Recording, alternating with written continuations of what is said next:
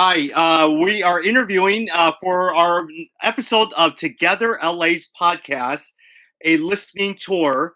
And today we welcome Kevin Deegan, hospital chaplain, Providence Holy Cross Medical Center. Kevin, welcome. Thank you so much. It's so good to be with you. Kevin, just so you know, the whole idea of this listening tour is that we are students of the city of LA. In order for us as believers to make a difference in the city, we have to understand what God is doing in the city, how God is present in the city, because too often we go into a situation, a city, neighborhood, identify the problems and say, okay, what are we going to do with it? But you got to listen. You got to understand the DNA and the makeup of the city. And hence, we want to talk with you about what you're doing in your neighborhood. Yeah, I love that idea. There's something about the work that I do as a chaplain specifically where we are first and foremost ministers to our staff, the staff that are on the front lines every day. And there's something about us being there with them day in and day out, where we're not coming from the outside community to come in and to try to bless them and to try to be a blessing to them. But we're working alongside them. We're taking care of their patients that they're having to take care of. There's a utility to the work that we do, and there's a camaraderie to it too. And so there's this natural progression to us as spiritual care providers where we're caring for the people that they're caring for, that we can then start caring for them as well. And I think there's something to say about that model of ministry where you're no longer coming in from the outside to make a difference, but you're an insider on the inside, offering good support. So I think chaplaincy offers a really good model for us as we think about how to intentionally care for our cities as insiders, as people that live and work in those places to make a difference from the inside out. Yeah. Now I know as we're talking, you live in Burbank. What neighborhood do you live in, work in for Providence? So I used to work just up the street here at Providence St. Joseph. That's actually where I did my residency 5 years ago when I became a chaplain. Unfortunately, at that time, they didn't have any positions available for chaplaincy. So I worked for 2 years with Providence Trinity Care Hospice, our hospice team. And then after 2 years of driving all over the city, quite literally everywhere from Hollywood to Hawthorne was my territory for 2 years.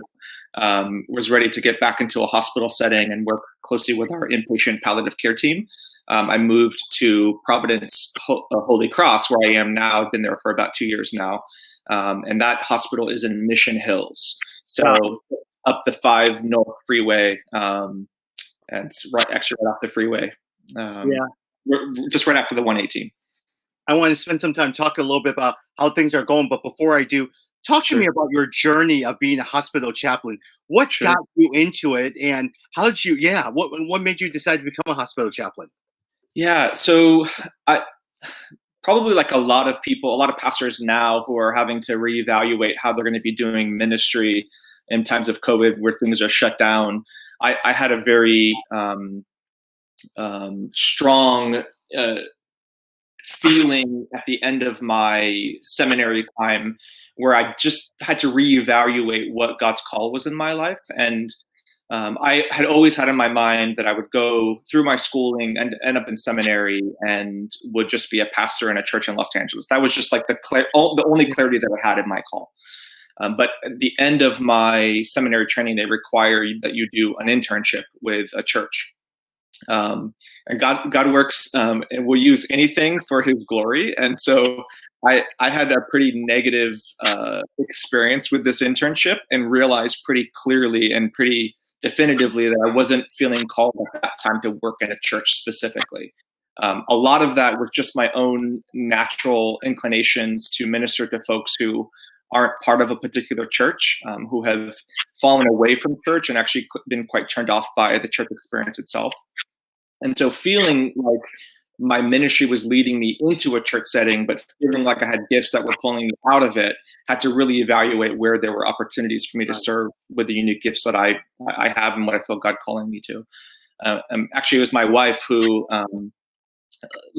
looked online for non-traditional ways to serve in ministry with an MDiv, and she came across chaplaincy and a residency program here at St. Joe's.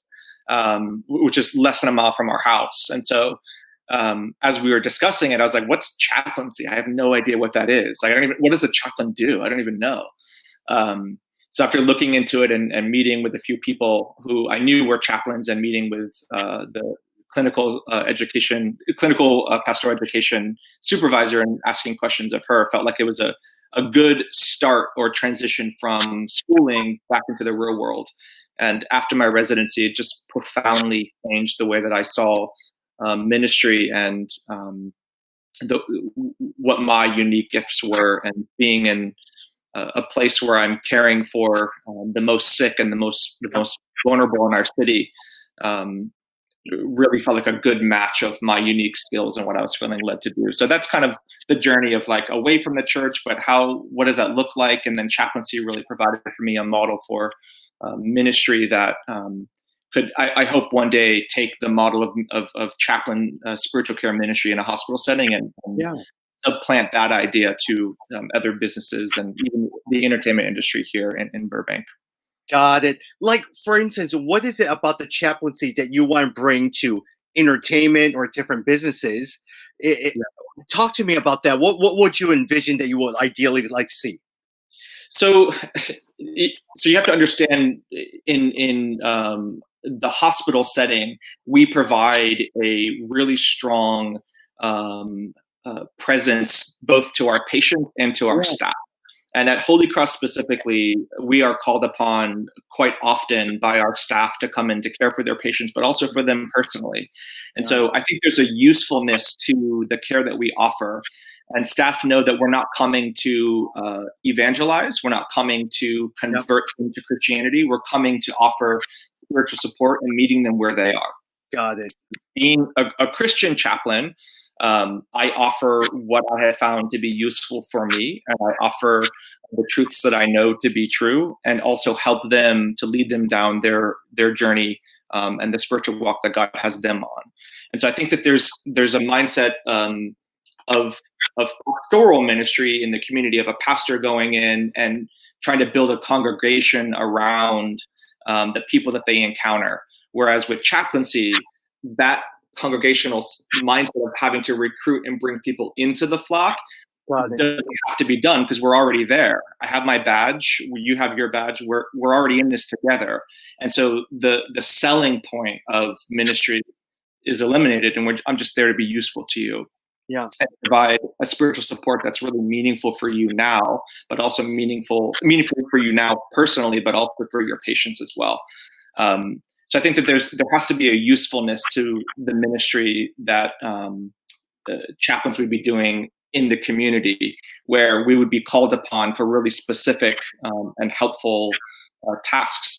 To sort of envision what that would be, I can't say because I haven't attempted to bring chaplaincy outside of the hospital quite yet, but I could speak quite at length about what we do really well as chaplains in the hospital setting. And then that could be extrapolated out to businesses that are looking for chaplains to be present to offer support. I know sports teams have chaplains, jails have chaplains, some businesses have chaplains, but I think a lot of those chaplains are volunteer pastors who volunteer their time to go and offer sermons or prayer or support. But I think we can do better than just that. I think there's something about chaplaincy and it being an interdenominational, an interfaith support system that clinical pastoral education, I learned and was trained in the hospital setting, that becomes really useful and really meaningful for folks. At a typical hospital, or even your hospital, how many chaplains are there? Are you one of two or three, or are you the only one? It depends on the size of the hospital. It also depends on the mission of the hospital. So some hospitals have like one chaplain who will be like on call for 24 hours.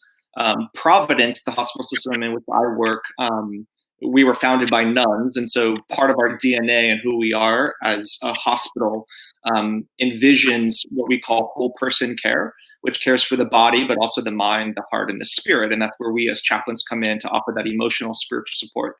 And so Providence, I would say more than other hospital systems, have a robust spiritual care department and pay chaplains well to come and to work full time. And so our hospital is unique within the hospital system as a whole because we staff our chaplains 24/7.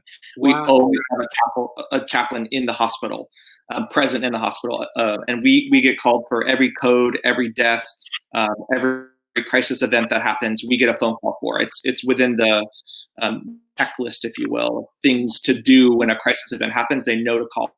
Pretty integrated into the life of our current hospital, the current hospital that I'm working for. So it makes my work really meaningful. I'm not having to go out fishing, as I say, or looking for things to do. I have a pretty good relationship with my staff, and they will call me when something's going on.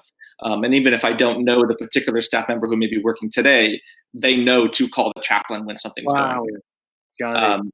So to answer the long way to answer your question, Monday through Friday, 8 to 4 p.m., we have uh, anywhere between like 5 and 6 chaplains at a time. And then there's one chaplain who comes in at 1 o'clock, 1 or 2 o'clock, who then overlaps with us and then stays on until 9. And then our night chaplain comes on at 9 and stays in until 7 in the morning.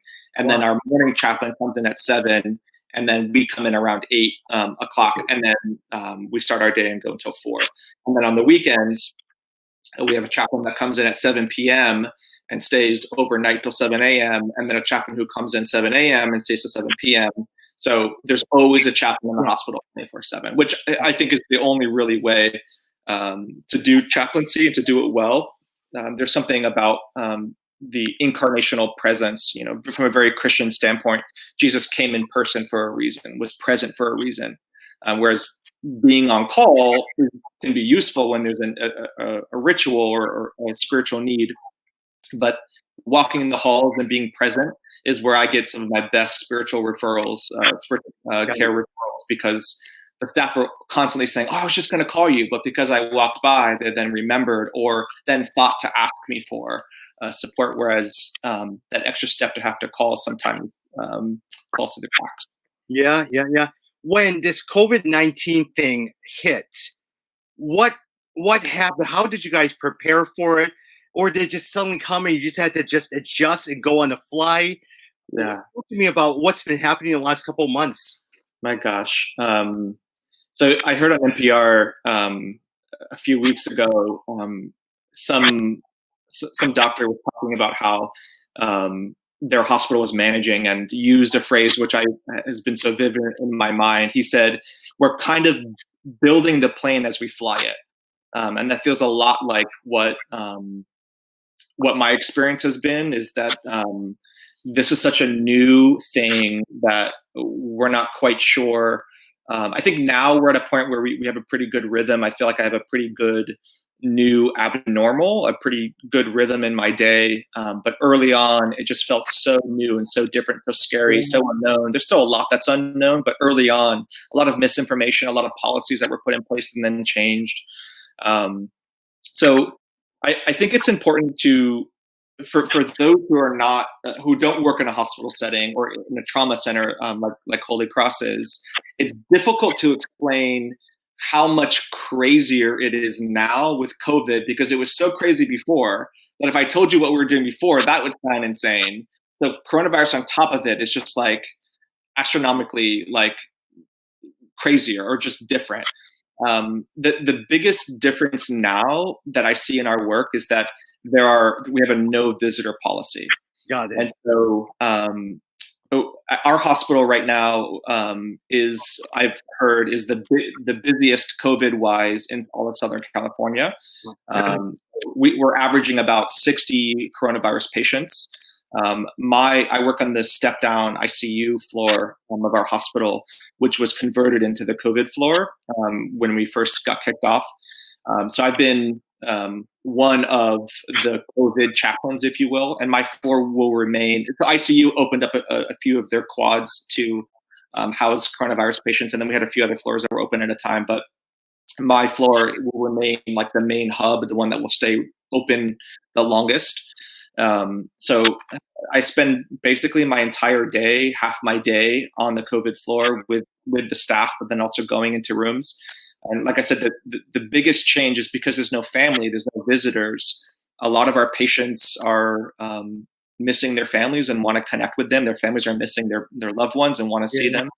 And so I carry an iPad around with me, and we've set up our iPads to be able to communicate with their loved ones via FaceTime, Skype, Zoom, Duo, so that they can have at least some connection with them. For our very sick patients, we're utilizing this technology for them to see their loved one, to see how sick they really are, which makes a difference in their ability to make plan of care decisions. Because if you're not seeing your loved one decline day after day, when the doctor calls and tells you how sick they are, it's hard to grapple with. And so giving them the ability to see them and not respond when they're calling out to them, not recognize them when they see them on the iPad, not able to speak because they're too weak, has been useful, but tragically difficult for me personally, but others that have been conducting these video calls. Yeah.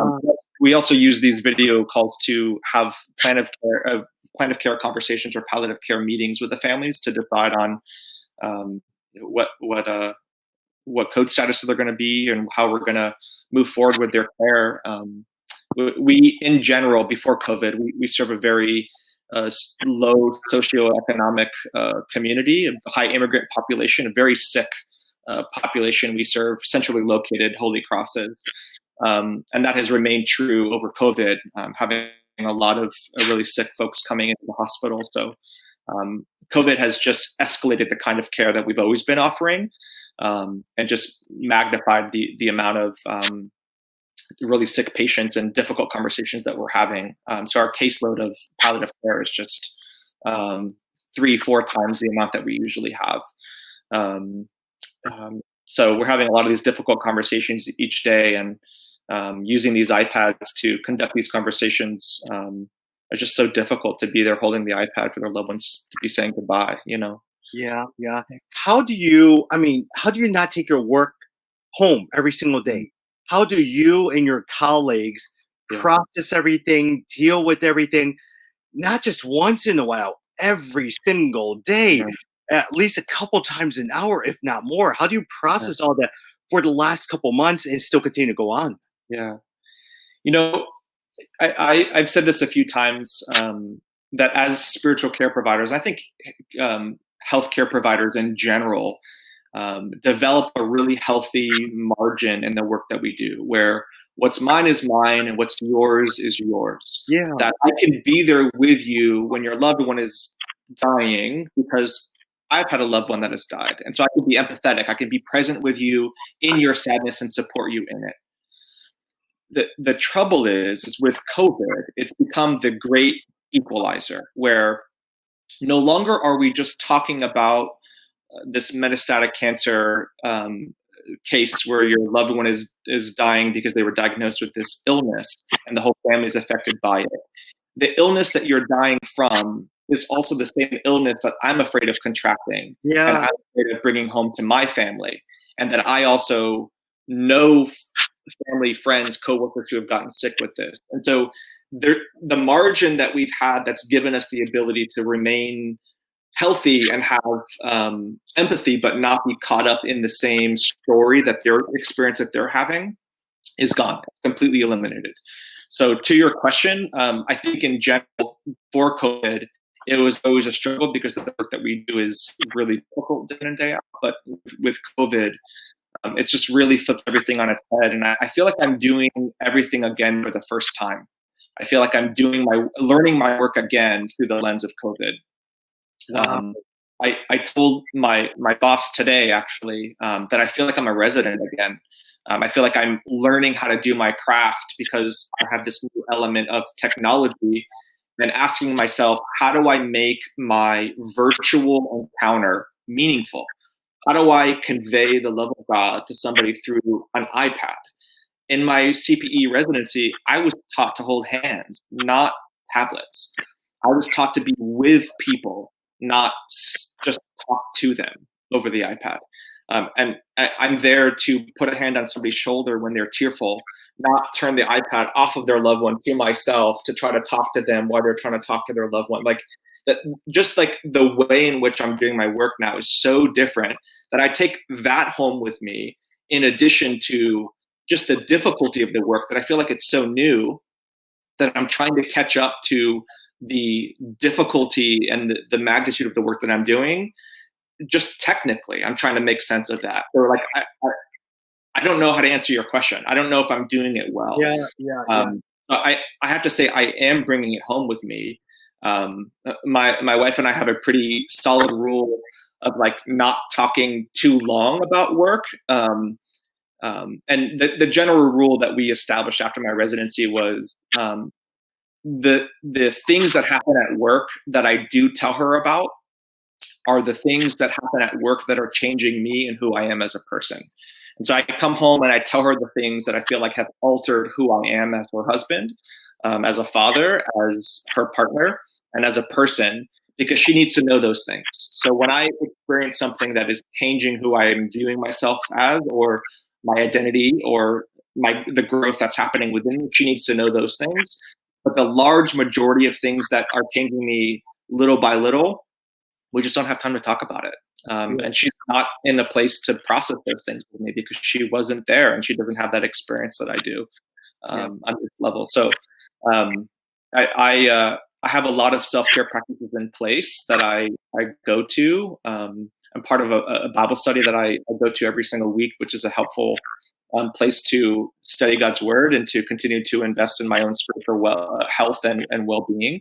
I just started a new course on this app called Coursera. It's I think it's Princeton or Yale. I can't remember which college that teaches this the science of well-being class. I just started that as a way to have something to balance off some of the difficulty of the work that I'm doing. I also have 3 kids that love to play Clash Royale and Brawl Stars and like to watch YouTube, and I'm a gamer myself, so like I have a lot of stuff to kind of offset what I'm doing. But in terms of like processing and making meaning out of the work I'm doing, there isn't a lot of time for that. So carving out the space and doing that intentionally throughout my day as things are happening is really important. And as chaplains, we're trying to do that for each other as well as for the staff that we're working with. Yeah, yeah. I can't even imagine even the first time where someone is passing away, but their family members can't be with them, and you Right. can't physically touch them, and there's probably plastics all around, but you're kind of coming alongside providing care for the family Right. and for the patient as they. I can't even imagine what went through your heart, your mind, your Yeah. emotions, everything. Yeah. And for the staff too, who are there with yet another coronavirus patient who's passing away, right? So it's the whole community of people. What I'm saying a lot to families on an iPad as I sign off with them is just assuring them that we're gonna continue to love Dad as if he was my own dad. We're gonna continue to Yeah, love yeah. your wife as if she was our own family member. We're gonna continue to care for them as if they were our own. And we do that pretty well in general. Holy Cross is a tight knit community, like a family in of itself, and so caring for our patients in that way feels quite natural. But again, it eliminates that margin Yeah. where they become ours. So it's hard. It's hard, but I turn to God, who is sovereign over all things, and knowing that God is sovereign over this virus as well.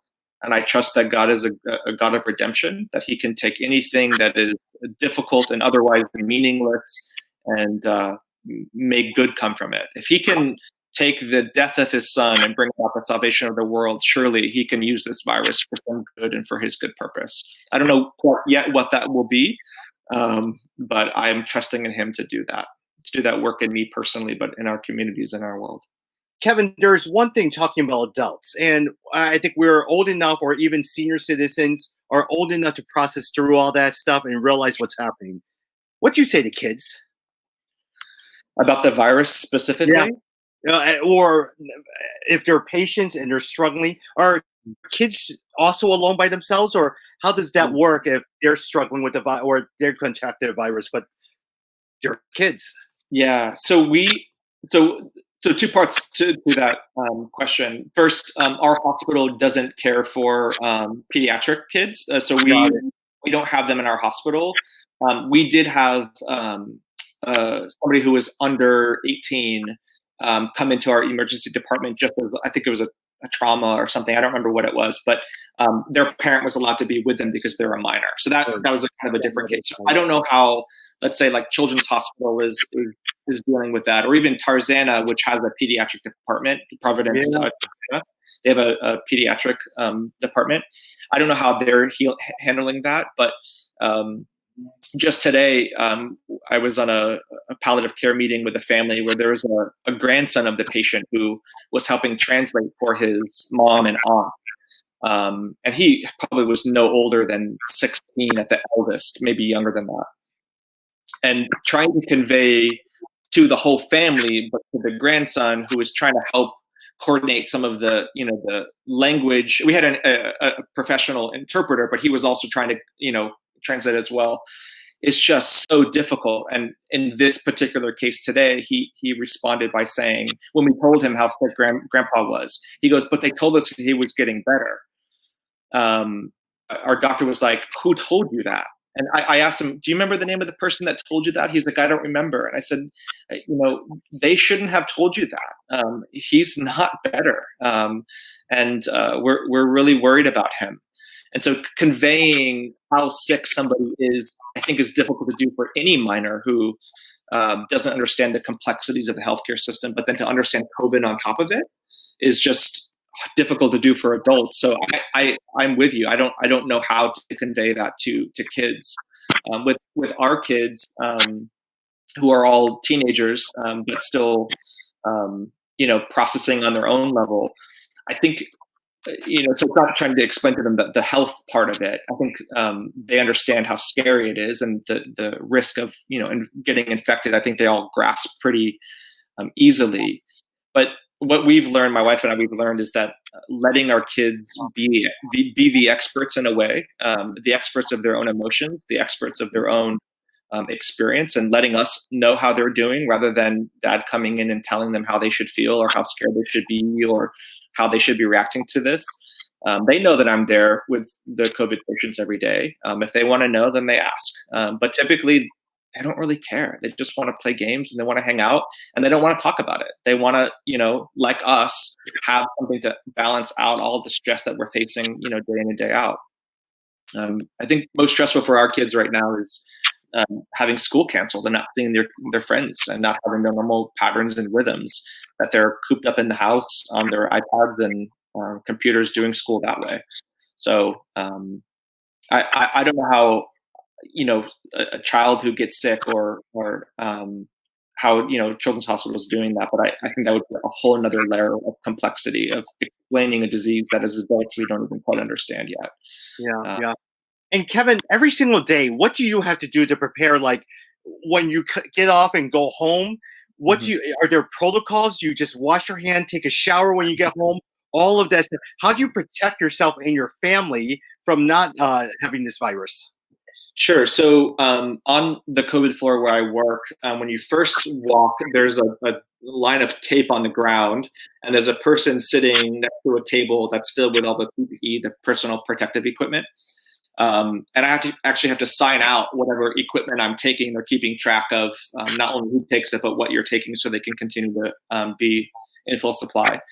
So I get assistance from this person who helps make sure that I had everything on correctly. So it's, gloves, it's the normal isolation gown.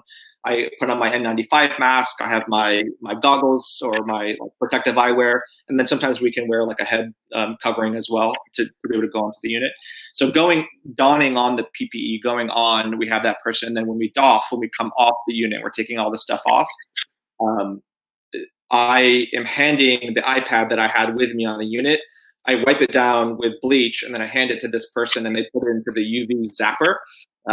So it has like the double cleaning, and then I go wash my hands right away. And then I like to zap my N95 and my goggles, and then sometimes my badge and my own personal stuff, and I'll zap all of that as well. So throughout my day, donning and doffing, I have help, but then I'm also have a good practice now that I've been doing this quite long enough that I'm very, very mindful about washing my hands and keeping myself clean. I'm also, our hospital has been where you can go and you can rent out scrubs. So I wear clothes to the hospital and then I change into scrubs that they loan me for the day. And then when I leave, I throw the scrubs into a bin, and then I put on my other clothes, and I come home. I drop my shoes off at the door, and I'll shower right away. Mm. Part of the reason why I'm why I'm borrowing the scrubs is because our washer machine broke about 4 weeks ago. Of course, in the perfect timing in the middle of COVID, where I was washing my clothes every day. So I've been wearing these scrubs because I haven't been able to wash I've been having to pay for my clothes to be washed, and it got too expensive to be doing the fluff and fold. So I started just last week doing the scrubs, and it's been working out pretty well. So in terms of like the procedure of keeping myself clean, it's being mindful the whole day of like what I've touched, and then like before I eat, making sure I wash my hands, but then also like not touching my food has been really important, not rubbing my eyes. We wear masks, surgery masks throughout the day, when you're coming into contact with other staff, which is it's basically impossible to be social distancing, especially in our really small office. So just being mindful throughout the day, and then also when I come home, all of the clothes that I'm wearing go, into the hamper here, or into the back of my car, even when I was wearing my clothes onto the floor before I wore the scrubs, and then showering right away. So wow. And so yeah. during the day, when you have to eat lunch or take a drink or something like that, Yeah. you don't have to do all of that process all over again when you go out to the lunchroom and go back in, do you? You mean take off all my PPE? Yep. Oh yeah. No, definitely. Oh, wow. Um, Okay. yeah.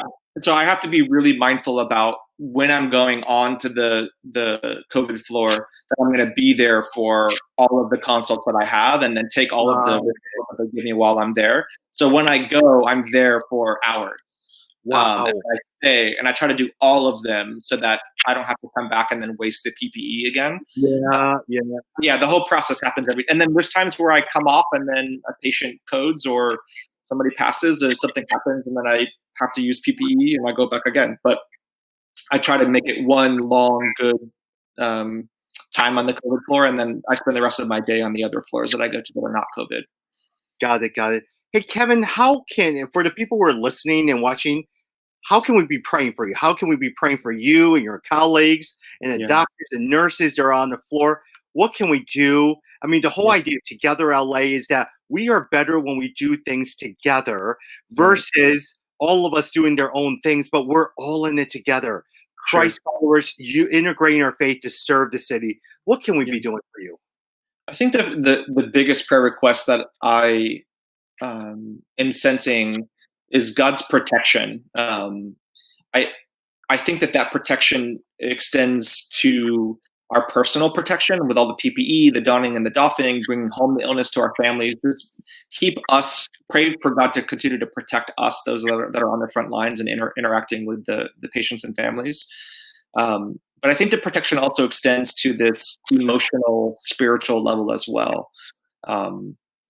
Being sick with COVID is one thing, but there's this emotional toll that's taking, I know, on me personally, but on the staff that I'm working with. I'm hearing staff talk about PTSD. I'm hearing staff talk about being burned out. We were burned out before this all started, so this on top of it, we're just burning hard and fast. But I think for God to continue to offer us His protection would be the main prayer for us, physically, emotionally, spiritually, and mentally. But then also for God to provide for us outlets, places to process the experiences that we're having, and places to make meaning out of the work that we're doing.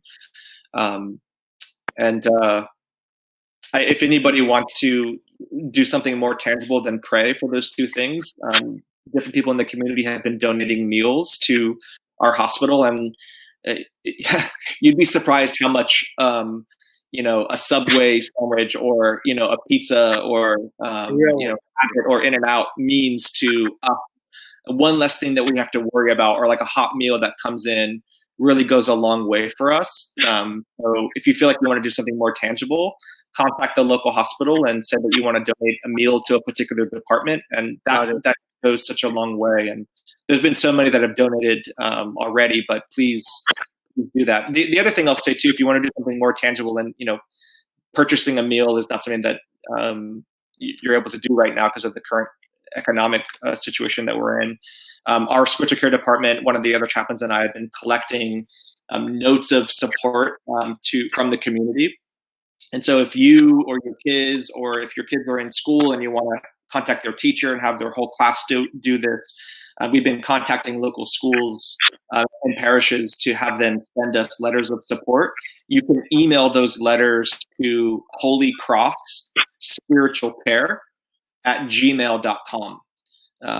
That's Holy Cross Spiritual Care at gmail.com. And then all of those letters, we took them and we put together a slideshow, and we posted that slideshow on our intranet, where all of the caregivers can see it and watch it. So we took pictures of staff like in action, and then took those letters and interspliced them with some really nice, beautiful music as like a tribute to our staff. And then I've also printed out a bunch of these letters and have them posted up on different places in the hospital. So that goes a long way too, to know that people are thinking about us and sending us well, especially when they're like really cute, like, you know, a 7-year-old handwriting saying like, "Thank you, healthcare heroes," or something really sweet like that. So I think those are some concrete ways to care for the caregivers in this time, but just keep us in prayer. And I think the final thing I'll say, if I can have one more request, just continue, please, to be diligent, continue to be mindful that we are caring for the sickest people in our communities. And so we need you to stay safe. We need you to continue to care for yourself, care for the people that you love most, so that the people who are coming to the hospital are the ones who really need to be there, and that we're not, you know, viewing, the relaxing of some of the regulations as such good news that we're going to go out there and just let everything go back to normal, because we are already sustaining a really high number of cases. And the moment that we lax our own diligence is the moment that we're going to see a big influx, and we're going to be in a really bad way again. So please just continue to stay diligent. We're all anxious to get back out and to get to a sense of normalcy again, but let's just have a level of acceptance that this may be a while, and that in the meantime, God will provide us His patience to hang in there, and to when the time is right, get back to work and start to build a new normal again. Got it. And that is, Kevin, Holy Cross Spiritual Care at gmail.com. Correct. Yeah. Yep. Yeah. Holy Cross Spiritual Care at gmail.com. If you want to send in letters of encouragement, your school, your parish, your church, anywhere, places of worship that you really want to be able to send a note of encouragement to a patient or the hospital wing, or at the same time, if you want to provide a hot meal. Hey, Kevin, what floor do you live on? What floor do you work on again? I work on 3 South. It's basically the entire 3rd floor is what I'm covering at this point. 3 South is the floor that I work on specifically. That's the COVID floor, 3 South and East. Yep. But the ICU also has a pavilion that's open with COVID. The ED gets COVID patients as they come in, right? So we're all sort of, if you just contact the hospital, we'll make sure the meals get distributed pretty evenly. So we would really appreciate that. And you can also contact the spiritual care department as well. I'd be happy to get a call from any of you. I'll give you our my direct number too, if you want that. It's 818-496-2509. That's my personal extension. Feel free to give me a call if you're interested in donating, or even sending a letter of any kind. We'd appreciate the support. That's 818-496-2509.